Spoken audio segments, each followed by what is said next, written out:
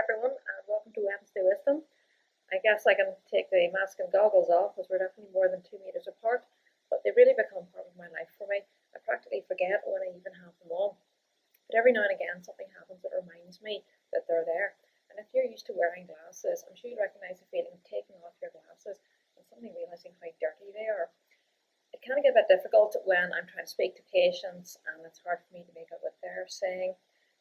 I'm sure it's hard for them to make out what I'm saying, but it is hard to see through smudged and steamed up glasses.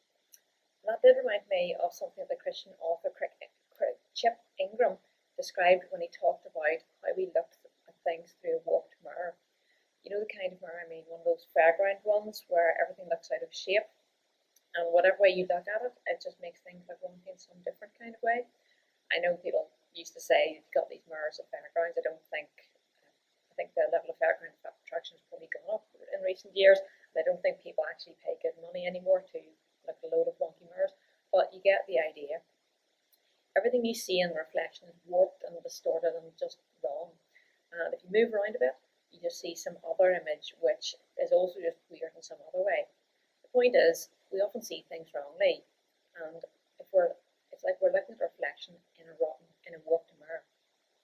It's very easy to get the wrong impression of ourselves, and I don't just mean how people often think that they're more chubby than they actually are. We can have the wrong view of God, of how God sees us as well. He doesn't focus on all our flaws and imperfections. He sees us as a perfect creation that He tailor-made to live in our lives, in our time, starting on our birthday. And we can have the wrong view of God too, as if He's some kind of car parking officer always watching out for when we're going to get something wrong just to hit us with a punishment. But the whole point of the Bible, if you read it thoroughly, is that God does see our feelings again and again, but He loves us so much that He had a massive, once and for all, wipe out of all the punishment we were due when Jesus died instead. So on the occasions when I'm taking off the smudged goggles and giving them a clean, I can see how things really are.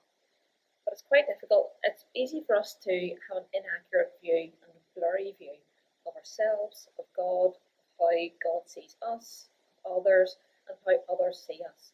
And there are a lot of things that can really blur our view.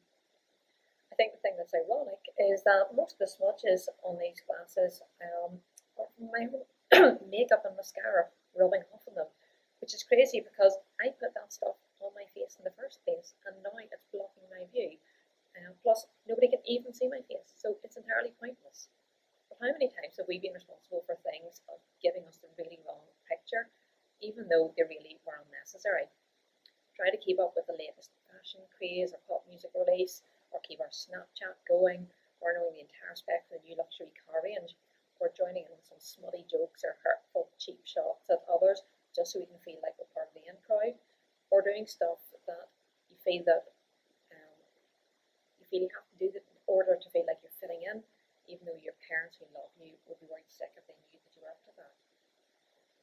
All that stuff knocks off our focus, pulls us away from where our thoughts and our free time should be, and makes us look at everything from this wonky perspective. And in the big picture, those things don't really count. But we pick to have them in our lives, just like I keep putting this mascara on that nobody can really see, and it just turns into a big blob on my goggles. So take a minute to think about what's getting in the way of you seeing God for who He really is, or seeing yourself for the product as God's perfect creation, and seeing yourself with the product spec that God built you with. So get some clear vision, because it's only when you realise how much mess is blocking your view that you can really deal with it, and you can really see what's there. See you soon then.